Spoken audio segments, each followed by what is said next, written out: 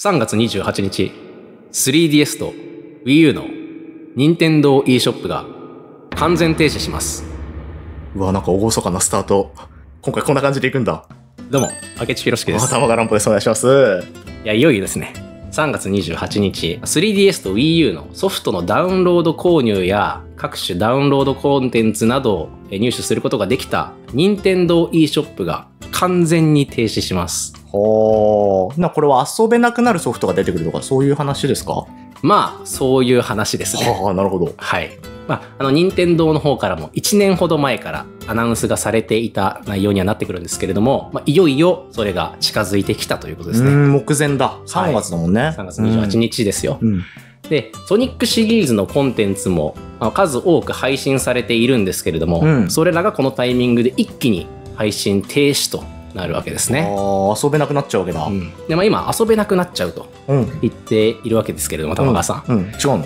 これ若干違ってるんですね。というのは、配信は停止されるけれども、別の方法で遊べるゲームもあります。なるほど。配信停止することによって完全に遊べなくなるゲームもあります。そういうのも混ざってんだ。で、やり方によっては遊べるものもあれば、もう完全にこのタイミングで遊べなくなるものもあると。うわ、ちょっと怖いな。ということで、ちょっと整理できてないと怖いですよね。確かに確かに。結構な数ありますから。そうか。この辺ちょっとどうだったっけなってなってる方、結構いらっしゃると思います。ので今回、明智、まとめてきました。うわ、助かる。そうなんだ。今回そういう動画ね。今回そういう動画です。シリアスに始まったからびっくりしたけど、助かる動画じゃないの。e ショップ終了によって、我々ソニックファンはどうなってしまうんだすごい、ちょっとまだ感情がついてきてなかったけど、最初シリアスに始まってっからさ、そのキャラについてきてなかったけど、なるほどね。こちらもね、ドキドキしてます。はい。それをはっきりさせようというね、動画になっております。で、大きく分けるとですね、3つに分けることができます、カテゴリー。どういう状態になるのかということが。まず1つ目は、配信停止した後も、それなりに遊ぶ方法あるよ、コンテンツ。なるほど。代替案あるソフトだ。なるほどね。2つ目、配信停止するとかなり入手困難になるよコンテンツ。高かったりとかかな。そうですね。最後、配信停止すると完全に消滅するコンテンツ。これがやっぱ怖いよな。このタイミングでできなくなっちゃうってことだもんね。ありますから。この3つのカテゴリー、それぞれのコンテンツ、何が含まれるのか、それをざっと紹介して、それぞれのコンテンツの中身についてはごくごく簡単にね、こんな感じのゲームですよとか、こんな感じのコンテンツっていうのを紹介できればなと思っております。なるほど。結構シンプルな動画になるかとは思うんですけれども、今後の参考にしていただければなと思います。了解です。じゃあ早速参りましょう。お願いします。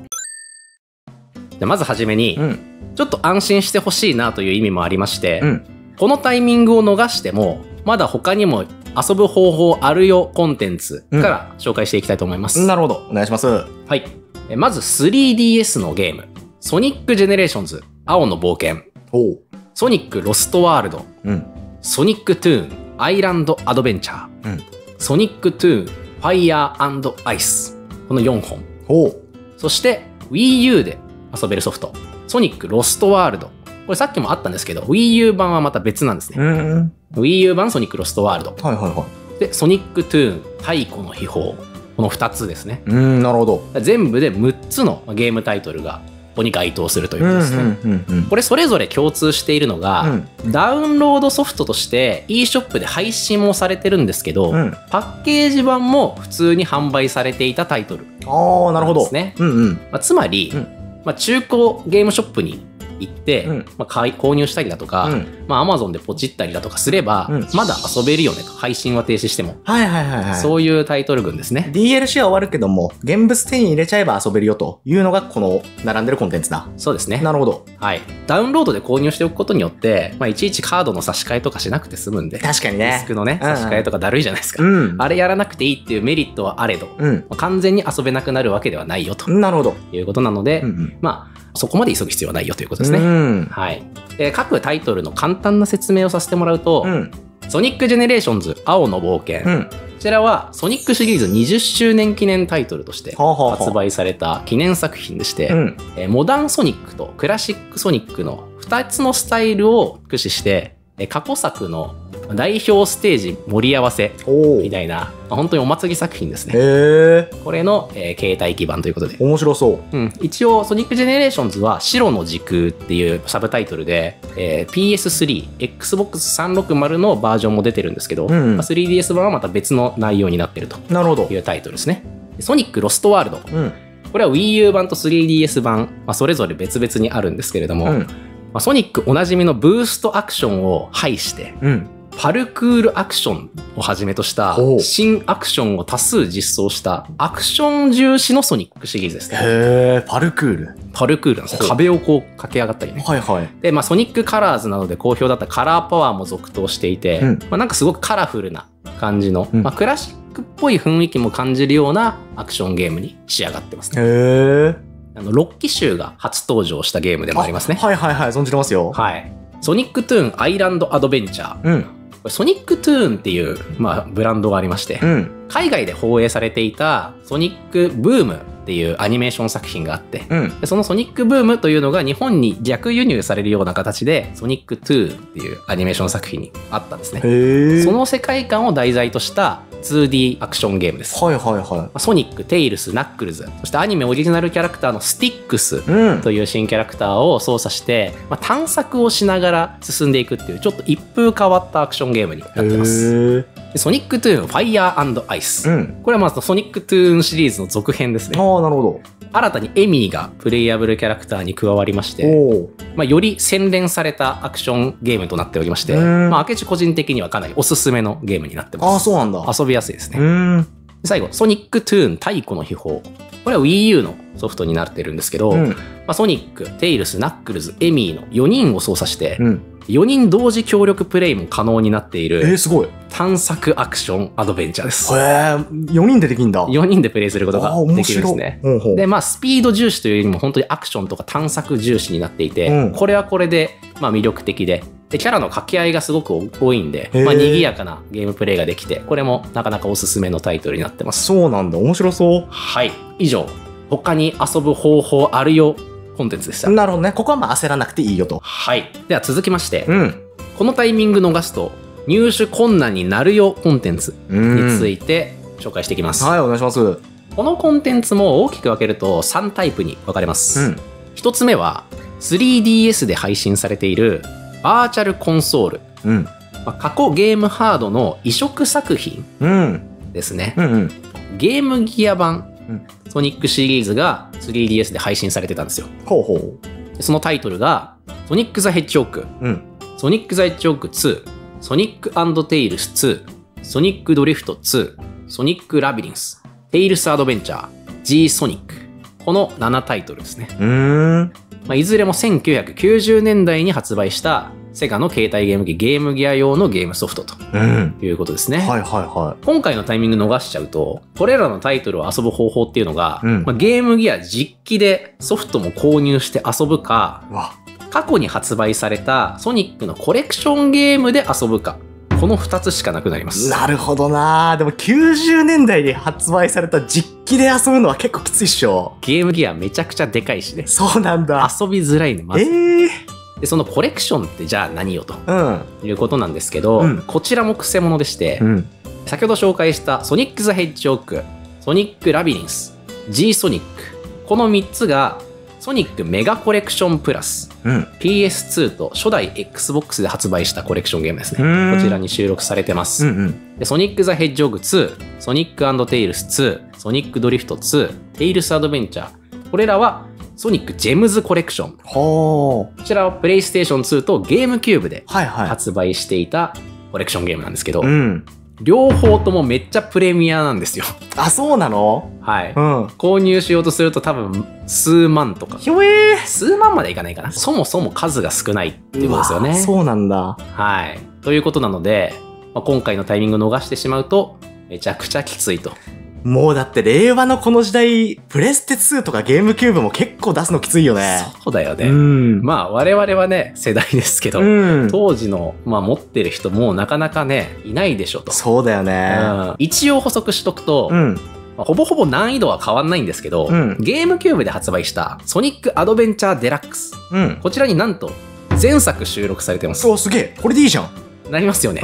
ただ、隠し要素としての収録なので、最初から遊べなくて、結構アドベンチャーデラックスをやり込まないと解放されないんですね。ああ、そうなんだ。でその上、途中セーブとかもコレクションの方には搭載されてるんですけど、このソニックアドベンチャーデラックスの方では途中セーブとかがないので、自力でプレイするしかなくて、遊びやすさの面でも、コレクションあった方がいいよねと。なるほど。いうことですね。そういう観点もあるのか。そうなんですよ。いずれにせよ、気になるタイトルだけでも、一作品だけでもあるのであれば、今のうちに買っておくことがおすすめです。なるほど。ちなみにこれらのゲームすべて、我々あけたまチャンネル過去実況プレイをしておりますので、ゲーム内容をちょっと知りたいなという方は、そちらも参考にしてみてください。はい、お願いします。続いて、Wii U のバーチャルコンソール配信タイトルです。こちら、ソニックアドバンス1、2、3、3タイトル配信されてるんですね。Wii U のバーチャルコンソールってゲームボーイアドバンスのソフトを配信してたんですよ。そうなんだ。これはなかなか熱いですよね。確かに。はい。このアドバンス3作品は、他に移植されてないので、今回のタイミングを逃した場合、もう実機で遊ぶしかないと。ゲームボーイアドバンス？そうですね。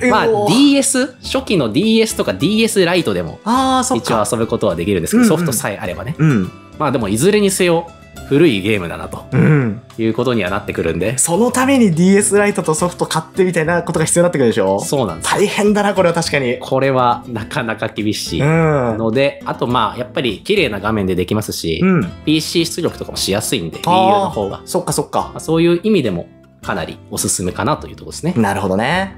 そして最後が、セガ 3D 復刻プロジェクト版メガドライブ版ソニック・ザ・ヘッジホッグおよびソニック・ザ・ヘッジホッグ2です。3D 復刻プロジェクト？はい。って何？急に変なの出てきましたよね。3DS のダウンロード専用ソフトとして発売されてたもので、当時、セガのメガドライブの名作を 3DS の 3D 立体視に対応させて復刻しようぜという、そういう企画があったんですよ。でその中でソニック1と2が復刻されてたんですよ。3D 立体視で遊べるんだ。遊べます。面白い。そんなのあったんだ。このゲームに関してはちょっと詳しく説明させてもらいたいんですけど、内容はもうメガドラソニック1とソニック2とほぼ同じです。同じですね。なんで、それを遊ぶっていうことだけであれば、最近出たソニックオリジンズなんかでも、1、2収録されてますし、その他でも結構1とか2っていろいろ移植されてるんで、遊ぶ方法あるんですよ。ただ、3DS の立体視に対応しているのはもうこのバージョンだけですから。そうか。そこが気になるという方、もうセガの技術のこだわり、レガシーへの愛、これを感じることができる出来になってますので。熱いね。はい。ここは、セガファンならぜひということにはなりますかね。ちょっと想像できないな。立体視で遊べるメガドラソニック。そうなんですよ。その、前側の画面と後ろ側のその背景がちゃんと奥行きがあるみたいな感じに見えたりするので、ダイナミックになるよねと。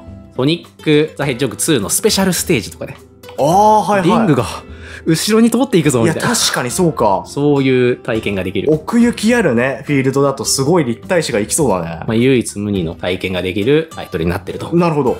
で、細かいところでも変更点がありまして、まず途中セーブ、途中ロード、そしてアクトセレクトが最初から実装されています。これ助かるね。好きなステージから遊べるんですね。ソニック1の方はオリジナル版にはなかったスピンダッシュが使えるようになってます。そうなんだ。これはね、ソニックオリジンズとかでも使えるようにはなってるんですけど、当時としてはこれが初めて実装されたタイトルだったんですね。ソニック2の方には、なんと本作にしかないスペシャルモードが搭載されてます。一つ目は、スタート時、そしてリスタート時にリングを10枚必ず所持していて、ダメージを受けてもリングを半分維持できるリングキープモード。便利。超便利。いいね。なんとこれならデスエッグゾーン、リング0枚で挑まなきゃいけない最終ゾーンがリングありで挑戦できます。そういうことか。これでかいぞ。これはね、ソニックオリジンズにも搭載されてないモードなので。そうなんだ。オリジンズでもクリアできないという方でも、クリアできるかもということですね。リングキープモード。もう一つはクリア後に解放されるスーパーソニックモード。これはもう全エメラルドを最初から所持していて、各ステージ開始時にはリング50枚所持した状態。つまりジャンプすればスーパーソニックというモードですね。なるほど。はい。これ嬉しいね。これも、クリア後のね、ご褒美として搭載されてますので、これが遊べる 3D ソニックザ・ヘッジホッグ2、なかなかお買い得なんじゃないでしょうか。なるほどな。これにしか搭載されてないモードだったり機能もあるわけだ。そうなんですよね。でソニック・ザ・ヘッジホッグ1の方に関しては、セガ 3D 復刻アーカイブス2、3D 復刻ゲームの詰め合わせですね。詰め合わせパック。でソニック2の方は同アーカイブス3に収録されているので、パッケージ版を購入することができれば eShop 終了後も入手可能。これもパッケージ版を手に入れられればと。そうなんですよ。この復刻アーカイブスに関してはパッケージ版が一応ありまして、購入することで遊べるんですが、プレミア化してるんですね。出た、これも高くなってんの？とんでもない値段になっております。うわ、そうなんだ。ということなんで、もうソニックだけが目当てなら今のうちにダウンロードせよと。なるほど。いうことですね。以上。このタイミングを逃すと入手困難になるよコンテンツでした。はい、ありがとうございます。では最後に、このタイミング逃すと完全に消滅するコンテンツ。これ怖いよね。完全消滅だ。完全です。もう後戻りできませんので。そうなん。それが何かというと、Wii U 版ソニックロストワールドの任天堂コラボダウンロードコンテンツ。任天堂コラボダウンロードコンテンツ。こちらなんですね。まずなんですけど、ソニックロストワールド Wii U 版と 3DS 版ありますよという話しましたよね。Wii U 版の方には3つのダウンロードコンテンツが配信されてるんですね。それぞれセガサターンの名作ナイツのコラボステージ。任天堂のヨッシーアイランドとのコラボステージ。すごい。任天堂とコラボだ。そして任天堂ゼルダの伝説とコラボステージ。この3つが配信されてるんですよ。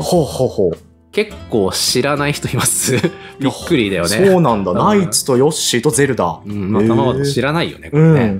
でこれら、配信が停止してしまうわけですから、以降入手できなくなるんですが、ソニックロストワールドの Wii U 版は、Steam でも移植されてるんですね。あ、そうなんだ。で、ナイツステージっていうのは、そちらで最初から収録されてるんですよ。なので遊べるんです。なるほど。ただ、任天堂コラボのこの2つのステージは、Steam 版には未収録のため、もう本当に eShop 終了後は、プレイ不可能になると。うわ、そういうことか。いうことなんですね。ヨッシーとゼルダのステージは、もう二度と遊べなくなる。二度と遊べなくなります。完全消滅か。ヨッシーのステージは 2D。で、ゼルダのステージは 3D の構成になっていて、うまくソニックとミックスした出来のいいダウンロードコンテンツになってるんですよ。うわ、そうなんだ。しかも無料。うわ、そうか。これはもう今のうちに手に入れておくしかないでしょうと。なるほどね。いうことなので、ぜひ遊んでみてくださいと。いうことですね。ついでにはなっちゃうんですけれども、厳密に言うと eShop 関連ではないんですが、同じく3月28日に配信が停止するコンテンツとして、3DS のホーム画面テーマがあります。3DS ってホーム画面を着せ替えできるんですよね。で配信中のソニック関連テーマが全11種類ありまして、そんなあるんだ。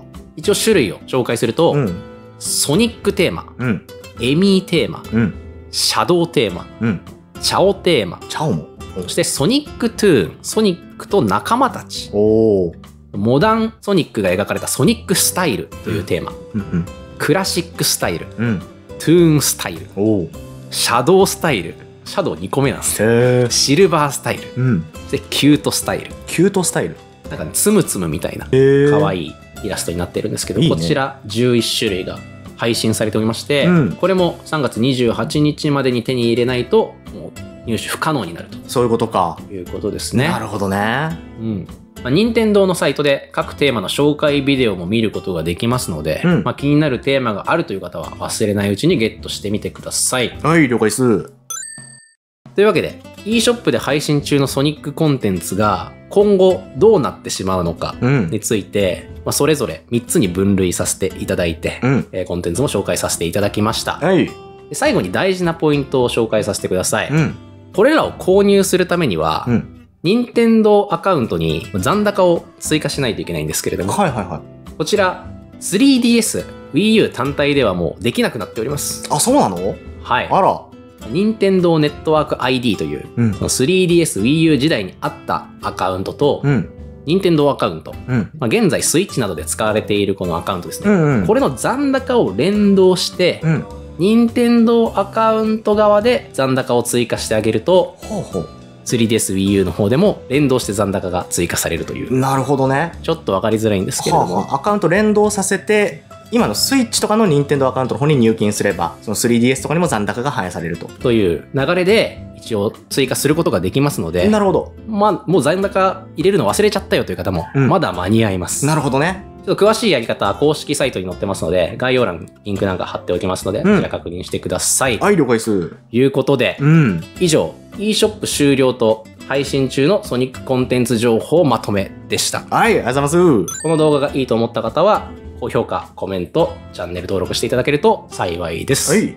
こんな感じですかね。はい、ご視聴いただきまして、ありがとうございます。次回もよろしく。